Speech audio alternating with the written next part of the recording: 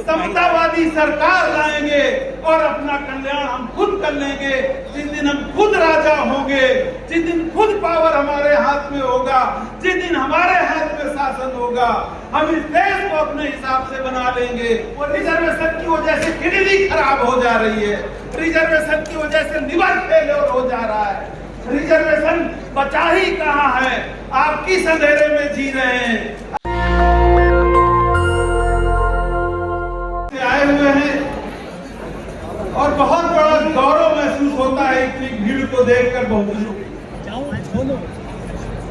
बाबा साहब, चूंकि मैं सरकारी मुलाजिम हूँ, अभी भी नौकरी करता हूँ, इसलिए कोई भी चीज मैं अपनी तरफ से नहीं कहूँगा। मैं सिर्फ वो कहूँगा जो हमारे महापुरुषों ने, बाबा साहब ने, बुद्ध ने और बड़े बड़े महापुरुषों ने कही।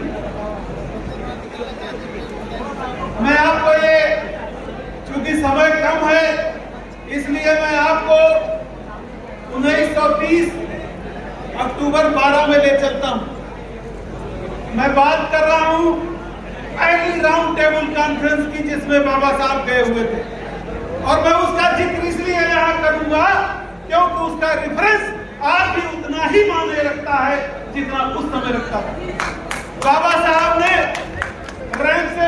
मैकडोनाल्ड के सामने ये कहा था कि माननीय प्रधानमंत्री जी, जब इस देश में मुगलों का शासन था, जब इस देश में ब्राह्मणों का शासन था, जब इस देश में हिंदुओं का शासन था, तब भी ये बहुजन समाज गुलाम था, तब भी इसको पढ़ने का अधिकार नहीं था, तब भी ये नौकरियों में नहीं जाते थे, तब भी इनको सेना में भर्ती नहीं किया जाता था।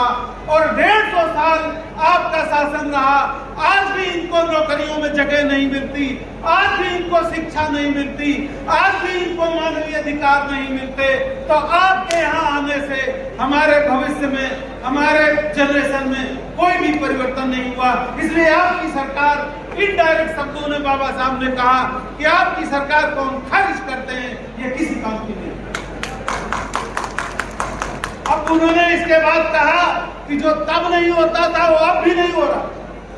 क्यों नहीं हो रहा है, ये समझने की बात है मेरे प्यारे भाइयों, जरा ध्यान दीजिएगा।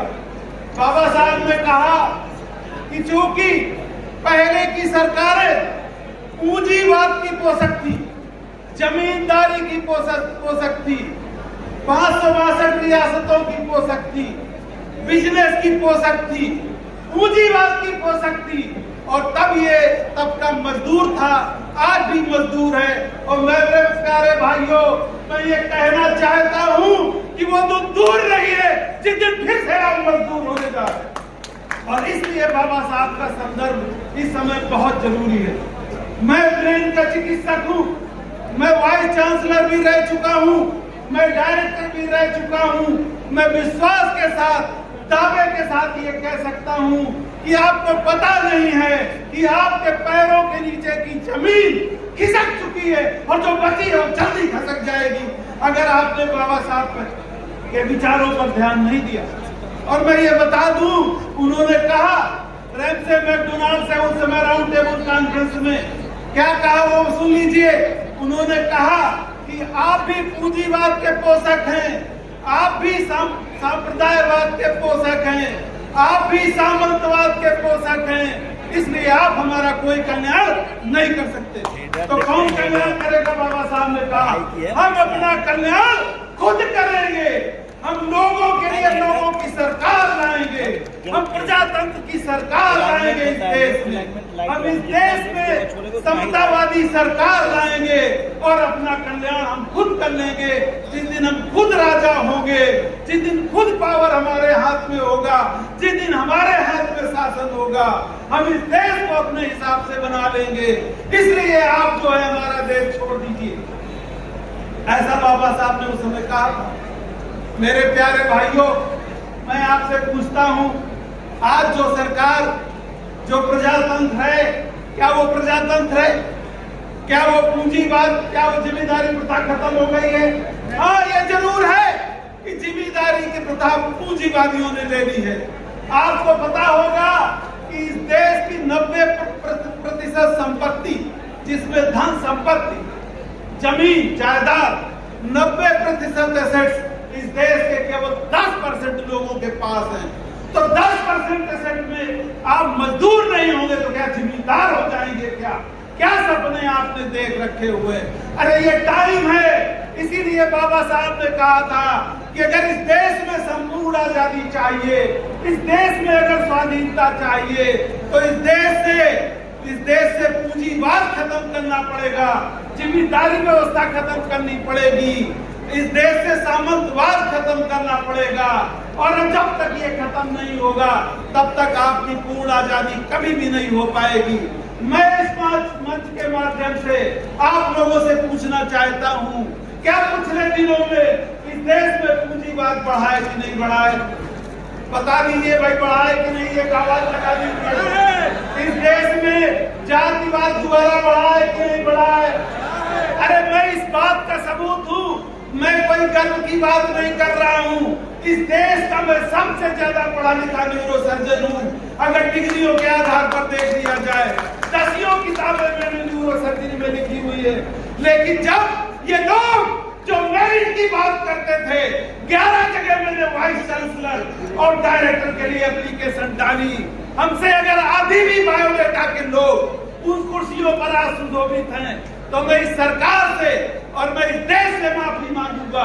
वरना तो ये न्याय दे दिया जाए कि किस आधार पर बड़ी बड़ी कुर्सियों पर, डायरेक्टर की कुर्सियों पर, वाइस चांसलर की कुर्सियों पर वो लोग जो मेरिट का रोना दिन रात रोते थे, आज वो मेरिट वाले लोग कहाँ चले गए? जो लोग आरक्षण पे छाती पीटते थे, अरे हमने तो आरक्षण मांगा ही नहीं था, हमने तो कम्युनल अवार्ड मांगा था, हमने तो सेपरेट इलेक्टोरेट का अवार्ड मांगा था, और वो अवार्ड हमको अवार्ड भी हो चुका था। उसकी जगह पर पूना पैक्ट देकर आपने हमको रिजर्वेशन का खुनखुना पकड़ा दिया, और अब वो इतना पेट दर्द कर रहा है। वो रिजर्वेशन की वजह से किडनी खराब हो जा रही है, रिजर्वेशन की वजह से लिवर फेलियर हो जा रहा है। रिजर्वेशन बचा ही कहाँ है? आप किस अंधेरे में जी रहे हैं? अरे ये अंधेरा खत्म करिए, दोबारा से जागरूक होइए। निश्चय ही वो लोग महान हैं जो जिस समाज में पैदा हुए हैं उस समाज के कल्याण की बात करते हैं, और वो धन्य है वो लोग जो जिस समाज में पैदा हुए हैं उसकी गुलामी को खत्म करने के लिए संघर्ष करते हैं। और वो लोग और भी धन्य हैं जो लोग बिना यश के, बिना मान अपमान के, बिना किसी अभिमान स्वाभिमान के, बिना सुख दुख के जब तक संघर्ष करते हैं जब तक गुलामी खत्म न हो जाए। और ये व्यवस्था आज बनते सुमित रथ ने जो इतना बड़ा प्रोग्राम करके यहाँ दिखाई है, उनको मैं नमन करता हूँ, साधुवाद करता हूँ। और मैं ये अपेक्षा करता हूँ कि ऐसे महापुरुष लगातार इस तरह के सम्मेलन और इस तरह की व्यवस्थाएं और गोष्ठियां करते रहें, जिसमें बड़े बड़े वकील, देश के बड़े बड़े लॉयर, महमूद प्राचा जी और डॉक्टर सिंह साहब, ऐसे लोग जो इस तरह के व्याख्यान देते हैं, और वो चले गए मुझे लगता है कुमार यादव, इस तरह के लोग, इन महापुरुषों को, आज के महापुरुषों को आप सुनिए और ये समझने की कोशिश करिए। बाबा साहब ने कहा था कि अगर जिस दिन इस देश से प्रजातंत्र गया, आपका खात्मा हो जाएगा। और प्रजातंत्र जाने में अब देरी क्या बची है मेरे प्यारे भाइयों? प्रजातंत्र तो दिन पर दिन गायब होता जा रहा है। और बाबा साहब ने एक और बात कही थी कि जिस दिन प्रजातंत्र पार्लियामेंट से खत्म हो जाएगा, उस दिन सड़कों पर अराजकता फैल जाएगी, उस दिन अनारकी फैल जाएगी, उस दिन दंगे फैल जाएंगे। क्या इस देश में कुछ इस तरह की व्यवस्था अब आने वाली नहीं दिखाई पड़ रही है क्या? कि जब ये सारी अनारकी, सारी अराजकता हो जाएगी। और इसीलिए बाबा साहब ने कहा कि प्रजातंत्र ही हमारे हित में है, प्रजातंत्र पूरे देश के हित में है। और वो लोग जो ये सोच रहे हैं कि सब अच्छा चल रहा है, मैं उनको भी इस माध्यम से, आवाज इस मंच के माध्यम से देना चाहता हूँ कि जब 90% एसेट पे केवल 10% लोगों का कब्जा होगा, तो आपकी ये भक्ति कहाँ जाएगी और तब आप क्या करेंगे? और इसीलिए तो बाबा साहब को कहना पड़ा कि ये जो हमने तमाम तरह की छोटी छोटी संस्थाएं, छोटी छोटी पार्टियां, छोटे छोटे दल पूरे देश में बना रखे हैं, जो एकता के नाम पर इकट्ठे नहीं होते। अरे तभी तो बाबा साहब को कहना पड़ा कि मेंढकी अगर फूल कर चाहे भी तो वो बैल नहीं बन सकती, लेकिन अगर तमाम मेंढकियों को इकट्ठा कर दिया जाए, उन तमाम संस्थाओं को इकट्ठा कर दिया जाए, उन तमाम पॉलिटिकल पार्टीज को इकट्ठा कर दिया जाए, उन तमाम विचारधाराओं को इकट्ठा कर दिया जाए, तो इतने मेंढक हो जाएंगे कि बैल से भी भारी पड़ जाएंगे। आज आप अपना वोट बेच देते हैं, कभी अनाज पे बेच देते हैं, कभी साइकिल पर बेच देते हैं, कभी लैपटॉप पे बेच देते हैं, कभी किसी और चीज पर बेच देते हैं। अरे बाबा साहब ने कहा था, मैं फिर उसी को दोहरा रहा हूँ कि आप अगर अपना वोट बेचते हैं तो आप केवल अपराध नहीं कर रहे हैं, बल्कि आत्मघाती भी फैसला कर रहे हैं, क्योंकि आपका वोट आपके अधिकार है, आपका वोट आपके लिए सड़क है, आपका वोट आपके लिए न्याय है, आपका वोट आपके लिए आगे पार्लियामेंट की अधिकार है, आपका वोट आपके आगे आने वाली जनरेशन की सुरक्षा है। इसलिए मैं ये बता दूं कि वोट बेचने का अधिकार न करें। और मैं इस मंच से आह्वान करता हूं कि जितने भी छोटे छोटे दल हैं, जितने भी छोटी छोटी पार्टियां हैं, जितने भी छोटी छोटी विचारधाराएं हैं, उनको दोबारा से एक बैनर के नीचे आना पड़ेगा। और जब तक जाति व्यवस्था है तब तक ये चलता ही रहेगा। और इसीलिए तो बाबा साहब को कहना पड़ा कि ये जाति व्यवस्था और वर्ण व्यवस्था हमारे तरफ बहने वाली गटर गंगा है, हमारी तरफ बहने वाला नर्क है।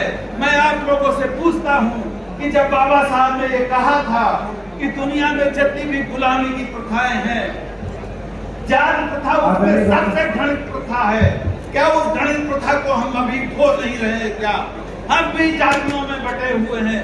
और इधर से इशारा आ रहा है कि हम बंद कर दें, तो हम जल्दी ही बंद करने जा रहे हैं। बंद करने तुरंत क्या? मैं समझता हूँ कि आपने हमको धैर्य से सुना और शायद मैं अपनी बात कह पाया। आपको देखकर जोश में मैं काफी कुछ बोल गया।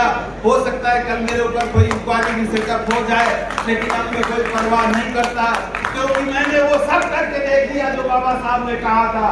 उन्होंने कहा कि हमने समरसता करके देख ली, हमने बंदूक करके देख लिया, हमने धर्म में चल के देख लिया, हमने मीटिंगें कर ली, हमने मंदिर में प्रवेश कर लिया, हमने पानी भी पी लिया, लेकिन ये जाति व्यवस्था, ये वर्ण व्यवस्था जो पहले अस्पृश्यता के रूप में थी, अब वो फूल में शामिल हो गई है।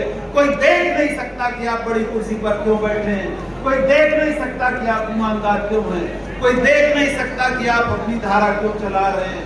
बहुत कुछ कहना है आपसे, लेकिन बहुत महापुरुष अभी यहाँ हैं जो अपनी अपनी बात करेंगे, बहुत विद्वान लोग हैं, तो मैं अपनी वाणी को एक विराम दूंगा। जैसा कि नेशनल दस्तक की आपसे गुजारिश है कि अगर इसको बचाना चाहते हैं तो नेशनल दस्तक को सब्सक्राइब करने के लिए रेड कलर के सब्सक्राइब बटन को दबाएं, फिर बेल आइकन की घंटी दबाएं। नेशनल दस्तक को बचाने के लिए बहुत जरूरी है कि हर खबर को शेयर करें, लाइक करें, कमेंट जरूर करें।